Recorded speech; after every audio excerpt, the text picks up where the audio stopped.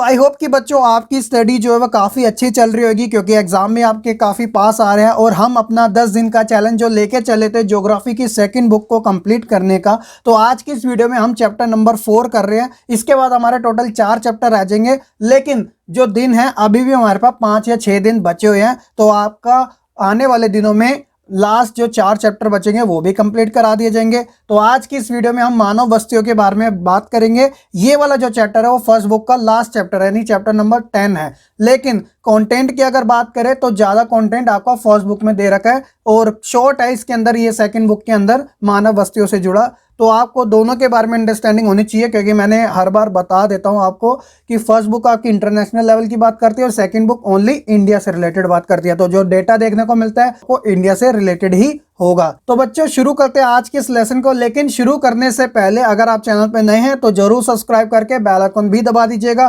ताकि आपको आने वाली हर एक लेटेस्ट वीडियो की अपडेट मिलते रहे। और साथ ही 30 तारीख से आपकी Q&A की जो सीरीज स्टार्ट हो रही है उसकी हेल्प आपको काफी अच्छी हो सके तो आप टेलीग्राम ग्रुप जरूर ज्वाइन कर लीजिएगा, क्योंकि PDF जो नोट्स होंगे वो आपको वहीं पर ही अवेलेबल करा दिए जाएंगे। लिंक आपको डिस्क्रिप्शन में मिल जाएगा। तो चलिए शुरू करते हैं आज के इस लेसन को, जिसका नाम है मानव बस्तियां। My name is Shahrukh Saifi and welcome to our YouTube channel Quick prep.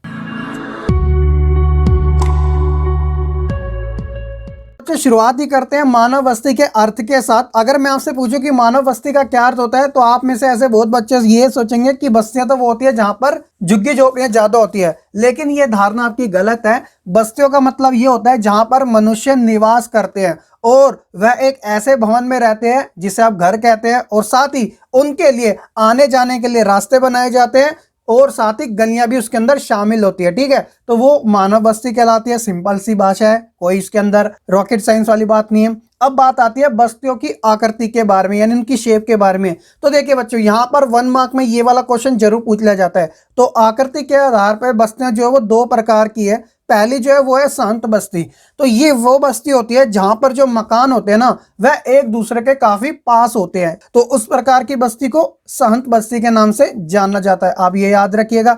दूसरा है प्रकीर्णन बस्ती। तो ये बच्चों वो बस्तियां होती है जहां पर मकान जो है वो एक दूसरे के दूर होते हैं, इसी कारण इसे प्रकीर्णन बस्ती के नाम से जाना जाता है। तो ये दोनों ही आकृति के आधार पर आपको याद रखना जरूरी है, MCQ में जरूर पूछ लिया जाएगा, इसलिए आपको बताना भी काफी जरूरी था। बच्चों आगे हम बात करते हैं अपने मेन टॉपिक के बारे में, जिसका नाम है बस्तियों का वर्गीकरण ग्रामीण और नगरीय बस्तियों के आधार पर। तो ये वाला टॉपिक आपको काफी ध्यान से समझना है और इस लेसन की जो मेन थीम है ना वो इसी से रिलेटेड है। तो सबसे पहले बच्चों हम बात करते हैं बस्तियों के बारे में, कौन सी? ग्रामीण वाली। तो ग्रामीण बस्तियां जो है वह अलग अलग प्रकार में डिवाइडेड है, जैसे कि पहली है गुच्छित बस्तियां, दूसरी है अर्धगुच्छित। तो ये जो अर्धगुच्छित है वो गुच्छित से ही निकल के बनी है। तीसरी है पल्ली बस्तियां और चौथी है परिक्षिप्त। तो परिक्षिप्त को एक और नाम से जाना जाता है, वो अभी आपको मैं बता दूंगा जब हम एक एक करके सभी के बारे में जानकारी हासिल करेंगे। ठीक है, तो ये 4 प्रकार की बस्तियां आपकी NCERT बुक में दे रखी है। आइए इन सभी के बारे में एक्सप्लेनेशन के साथ जानते हैं, ताकि आपको एग्जाम में बिल्कुल भी दिक्कत ना हो, कोई भी बस्ती आपसे पूछ ली जाए। अब इसके अंदर जो क्वेश्चन की टाइप्स निकलती है वो बहुत टाइप की निकलती है। जैसे अगर मैं एग्जांपल दूं तो जैसे कि गुच्छित बस्तियां और अर्धगुच्छित बस्तियों में क्या अंतर पाया जाता है, पल्ली बस्तियों की विशेषता बताइए, गुच्छित बस्तियां किस प्रकार से परिक्षिप्त बस्तियों से अलग है। तो ये सारे क्वेश्चन आपके एग्जाम में पुट किए जाते हैं। तो आपको अगर सभी के बारे में अच्छी नॉलेज होगी तो आपको कोई भी प्रॉब्लम नहीं होने वाली है।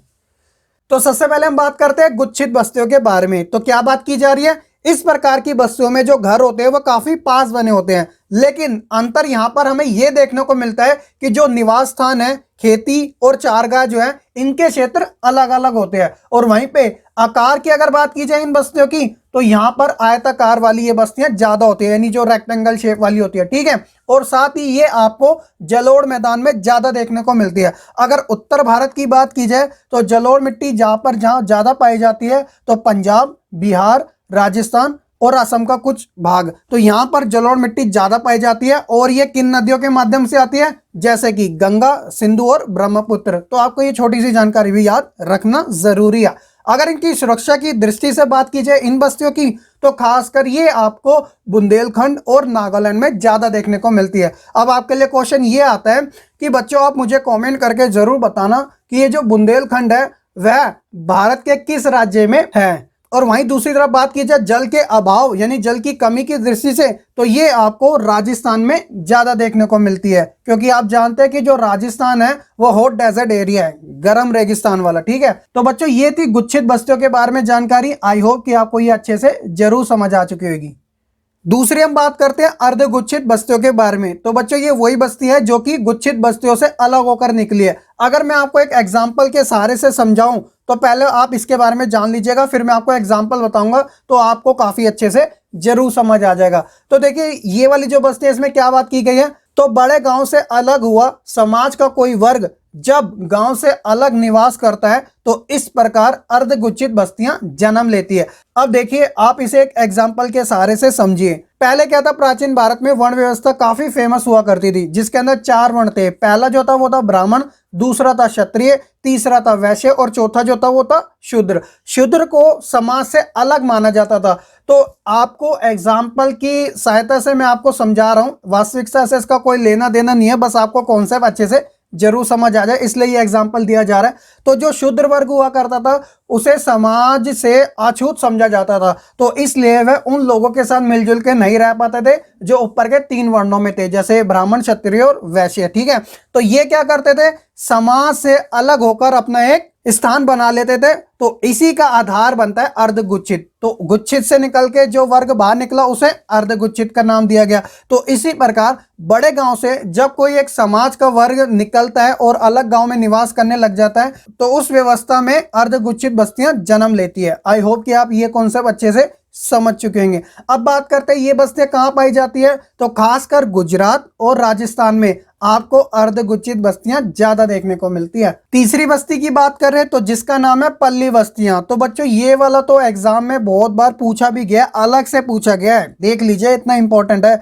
तो सबसे पहले ये जो बस्तियां होती है वो अनेक भागों में बटी होती है, लेकिन खास बात ये होती है कि सिर्फ ये एक ही नाम से जानी जाती है जिसका नाम है पल्ली बस्तियां। हालांकि स्थानीय स्तर पे यानी लोकल लेवल पे इसके अलग अलग नाम बेशक है, जैसे कि पान्ना, पाड़ा, पाली, नगला, ढानी। तो इन नामों से भी ये बस्तियां जाने जाती हैं, जैसे कि हमने ऊपर बात कर ली थी। फिर भी सिर्फ एक ही नाम इसको फेमस करता है, वो है पल्ली बस्तियां। अब बात आती है कि ये बस्तियां कहां पर देखने को मिलती है, तो खासकर आपको ये गंगा के मैदानों में, छत्तीसगढ़ राज्य में और हिमाचल की घाटियों में पल्ली प्रकार की बस्तियां ज्यादा देखने को मिलती है। तो ये सारे राज्य आपको पता होने चाहिए कौन सी बस्ती कहां पर ज्यादा पाई जाती है। मिलान में क्वेश्चन जरूर आ जाता है, ये आप अपनी स्क्रीन पर भी देख सकते हैं कुछ इस प्रकार का। ठीक है, तो ये वही बच्चा कर पाएगा जिसे इनके बारे में पता होगा कि हाँ पल्ली बस्तियां ये इन राज्यों में पाई जाती है, गुच्छित इन राज्यों में, अर्धगुच्छित इन राज्यों में। तो आपको इसलिए कंटेंट के ऊपर ज्यादा ध्यान देना जरूरी हो जाता है। क्वेश्चन आंसर सीरीज में तो आपके वैसे भी डाउट क्लियर हो जाएंगे, लेकिन कंटेंट आपको जरूर समझना पड़ेगा, तो इसलिए आपके लिए वीडियो बनाई जाती है। तो आई होप कि आपको पल्ली बस्तियों के बारे में भी अच्छे से जरूर समझ आ चुका होगा। इसी बात पे आप लाइक जरूर कर दीजिएगा, क्योंकि आप लाइक नहीं करते ये बात अच्छी नहीं लगती है। तो प्लीज वीडियो को लाइक करें और शेयर भी करें अपने फ्रेंड्स के साथ। ठीक है, आखिरी बस्ती के बारे में बात करते हैं जिसका नाम है परिक्षिप्त बस्तियां। तो इसे अलग नाम से भी जाना जाता है, जैसे मैंने स्टार्टिंग में बताया था, जिसका नाम है एकाकी बस्ती। तो जरूर याद रखिएगा एकाकी बस्ती को परिक्षिप्त बस्तियां भी कहा जाता है, या फिर परिक्षिप्त बस्तियों को एकाकी बस्ती भी कहा जाता है। जो मर्जी आप जैसे याद रखना चाहिए वैसे रख सकते हैं। तो इन प्रकार की बस्तियों में जो मकान होते हैं वह दूर बने होते हैं। वहीं जब हम बात करते हैं गुच्छित बस्तियों में तो वहां पर मकान आपको पास देखने को मिलते हैं और परिक्षिप्त में मकान दूर देखने को मिलते हैं। तो इससे भी आपको कॉन्सेप्ट अच्छे से याद रहेगा। ठीक है, और खासकर ये जो बस्तियां होती है वह आमतौर पर जंगलों में, पहाड़ियों में और खेत के आसपास मैदानों में ज्यादा देखने को मिलती है। अगर राज्यों की बात की जाए तो मेघालय, उत्तरांचल और साथ ही हिमाचल प्रदेश में यह बस्तियां ज्यादा देखने को मिलती हैं। तो ये था बच्चों ग्रामीण बस्तियों के प्रकारों के बारे में, जिसके अंदर हमने 4 बस्तियों का जिक्र किया और सभी के बारे में हमने ये जाना कि कौन सी बस्ती में क्या बात की जा रही है और कौन सी बस्ती भारत के किन किन राज्यों में ज्यादा देखने को मिलती है। तो आई होप कि ग्रामीण समाज के अंदर जो बस्तियां हैं वो आपको सभी अच्छे से जरूर समझ आ चुकी होगी। बच्चों अभी आपने ग्रामीण बस्तियों के प्रकारों के बारे में तो अच्छी जानकारी हासिल कर ली, तो अब अगला जो टॉपिक है वो ग्रामीण बस्तियों से जुड़ा है, जिसके अंदर ये बात की जा रही है ये जो ग्रामीण बस्तियां हैं इनके जो प्रकार है वह अलग अलग हैं। तो उनके उत्तरदायित्व के भौतिक कारक कौन कौन से हैं उसके बारे में जानकारी आप जरूर बताइएगा। तो सबसे पहले हम बात करते हैं उच्च आवाज की प्रकृति। तो इसमें क्या बात की जा रही है, जो मानव है वह अपने निवास स्थान के लिए ऊंचे क्षेत्रों को बाढ़ व जंगली जानवरों से सुरक्षित रहने के लिए उसने चुना था। तो इस प्रकार पहला रीजन तो ये बनता है। दूसरा है जल की उपलब्धता। तो जो मानव है वह कृषि और अपने ग्रामीण जीवन को सही चलाने के लिए जल के स्रोत की उन्हें आवश्यकता होती है। तो इसलिए उन्होंने जहां पर जल ज्यादा देखने को मिले वहां पर बस्तियों का निर्माण किया। तीसरा है उर्वरक मृदा। तो इसका मतलब यह है कि मनुष्य बसने के लिए उस जगह का चुनाव करता है जहां पर जो मृदा यानी जो मिट्टी है वो कृषि के लिए उपजाऊ और उपयुक्त हो सके। ठीक है। और लास्ट जो है वो है अनुकूल जलवायु। तो अनुकूल जलवायु यानी कि वह जलवायु जो मनुष्य के फेवर में हो। ऐसा ना हो कि वह कृषि कर रहा हो और ऊपर से तेज बारिश आ जाए तो सारी फसल खराब हो जाएगी, और ऐसा भी ना हो कि जहां पर वह कृषि कर रहा है वहां पे पानी की आवश्यकता तो है लेकिन वहां पे बारिश ही नहीं हो रही है, वो प्रतिकूल स्थिति होती है। तो इसलिए मनुष्य को चाहिए कि वह एक ऐसी जगह रहे जहां पर जो जलवायु है वह उसके फेवर में हो यानी कि अनुकूल हो। तो इसलिए ये वाला फैक्टर भी इसके अंदर आ जाता है। तो आई होप आप चारों के बारे में जानकारी अच्छे से जरूर समझ चुके होंगे।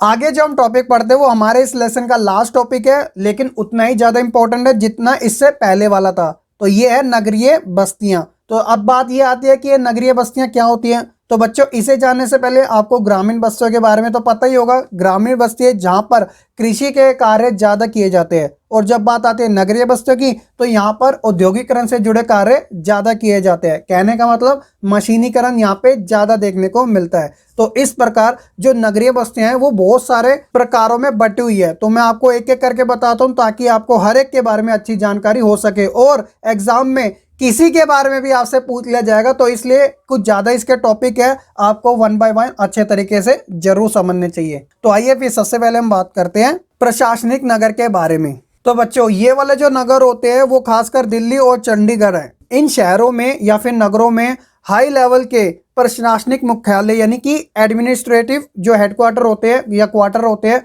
वो आपको ज्यादा देखने को मिलते हैं। ठीक है। उसी प्रकार दूसरा है औद्योगिक नगर। तो ये आपको मुंबई और भिलाई जो है वो छत्तीसगढ़ में यहाँ पर ज्यादा देखने को मिलते हैं। यहाँ पर क्या होता है कि जो औद्योगिकरण है वो काफी ज्यादा किया जाता है, तो इस कारण ये वाले जो शहर है वो ज्यादा इंपॉर्टेंट हो जाते हैं। तीसरा है व्यापारिक नगर। तो व्यापारिक नगर के माध्यम से कोलकाता और सतना कहाँ पर है, मध्य प्रदेश में, ये राज्य मुख्य हो जाते हैं जहां पर व्यापार ज्यादा होता है। आपने देखा होगा कि कोलकाता के अंदर जो मछली है यानी मत्स्य पालन है वो काफी बड़ी मात्रा में किया जाता है। तो इसलिए जो पानी वाले जहाज होते हैं उनके माध्यम से मछलियों का आयात निर्यात चलता रहता है। तो इस कारण ये व्यापारिक नगर की कैटेगरी में आते हैं। चौथा जो है वो है खनन नगर। तो जब बात आती है खनन यानी माइनिंग की, तो ऐसा नहीं हो सकता कि भारत का झारखंड का राज्य का नाम ना है, क्योंकि बच्चों झारखंड जो है वह खनन के लिए पूरे भारत में जाना जाता है। खनन के अंदर क्या क्या निकलता है, जैसे चूने का पत्थर, बालू का पत्थर, ग्रेनाइट, लोहा, आयस्क, ये सारी चीजें क्या है, खनन ही तो है। तो इसलिए तो खनन नगर के अंदर रानीगंज जो है वो पश्चिम बंगाल में है, और झरिया जो है वो झारखंड में है। तो ये काफी फेमस है। पांचवा जो है उसका नाम है गैरीसिन नगर। तो यहाँ पर आपके माइंड में आएगा कि ये गैरीसिन नगर क्या है। तो गैरीसिन जो नगर है वो सैनिक एरिया के नाम से जाना जाता है। आपने देखा होगा इसे छावनी के नाम से जाना जाता है। छावनी मतलब होता है कैंट। अंबाला और जालंधर जो कि हरियाणा और पंजाब में स्थित है। तो यहाँ पर सैनिक एरिया जो है वो सबसे ज्यादा है। ठीक है। लेकिन जब हम दिल्ली के करें, आप में से ऐसे बहुत बच्चे जो दिल्ली में रहते हैं, तो दिल्ली के अंदर एक जगह है जिसका नाम है दिल्ली कैंट। तो दिल्ली कैंट जो है वो पूरा का पूरा एरिया जो है वो सैनिक से भरा हुआ है। ठीक है ना, जिसे दिल्ली छावनी के नाम से भी जाना जाता है। कैंट मतलब छावनी होता है। ठीक है। तो गैरीसिन नगर सैनिकों से जुड़ा है, ये आप याद रखिएगा। छठा जो है वो है धार्मिक नगर। और जब बात आती है धार्मिक नगर की, तो मथुरा का और अजमेर का नाम ना है ऐसा हो नहीं सकता। तो मथुरा तो आप जानते हैं पूरा धार्मिक केंद्र है। उसी तरह अजमेर के अंदर जो है वो अजमेर शरीफ, जहाँ पे लोग पूरे भारत के अलग अलग राज्यों से जाते हैं, जो कि राजस्थान में है। तो इसलिए इन्हें धार्मिक नगर के नाम से जाना जाता है। अगर बात की जाए शैक्षणिक नगर की, जहाँ पर पढ़ाई काफी अच्छी है, तो अलीगढ़ और इलाहाबाद, तो ये दो ऐसी जगह है जिन्हें शैक्षणिक नगर के नाम से जाना जाता है। पर्यटन नगर यानी घूमने फिरने वाले, तो आपको नैनीताल जो कि उत्तराखंड में है, और शिमला जो कि हिमाचल प्रदेश में है, तो ये जो जगह है वो पर्यटन नगर के नाम से जानी जाती है। तो बच्चों इन नगरों का जो वर्गीकरण किया गया है वो उनके कार्यों के आधार पे किया गया है। तो आप जरूर याद रखिएगा इन सभी नगरों के बारे में कौन सा किसके लिए ज्यादा फेमस है, ठीक है। तो बच्चों इसी टॉपिक के साथ हमारा चैप्टर नंबर 4 मानव बस्तियां भी कंप्लीट होता है। अब हमने 4 चैप्टर पूरे कंप्लीट कर लिए, सेकंड बुक के 4 चैप्टर आपके रह गए हैं, वो भी आपके 4 से 5 दिन के अंदर हो जाएंगे। और 10 दिन का जो चैलेंज लिया था उसके अंदर आपकी सेकंड बुक पूरी तरीके से कंप्लीट भी करा दी जाएगी। अगर आप चैनल पर नए हैं तो जरूर जुड़ जाइएगा हमारे साथ, बेल आइकन भी दबा दीजिएगा और हमारा टेलीग्राम ग्रुप ज्वाइन करना बिल्कुल ना भूलेगा। पीडीएफ जो नोट्स होंगे आपको वहीं पर ही अवेलेबल करा दिए जाएंगे। आई होप कि बच्चों आपको ये वीडियो काफी पसंद आई होगी। आप वीडियो को लाइक कमेंट शेयर जरूर कीजिएगा। तो आज की इस वीडियो में इतना ही, मैं मिलूंगा फिर आपको एक नई वीडियो के साथ। तब तक के लिए आप बच्चे खुश रहे, पढ़ते रहे और ऐसे ही आगे बढ़ते रहे।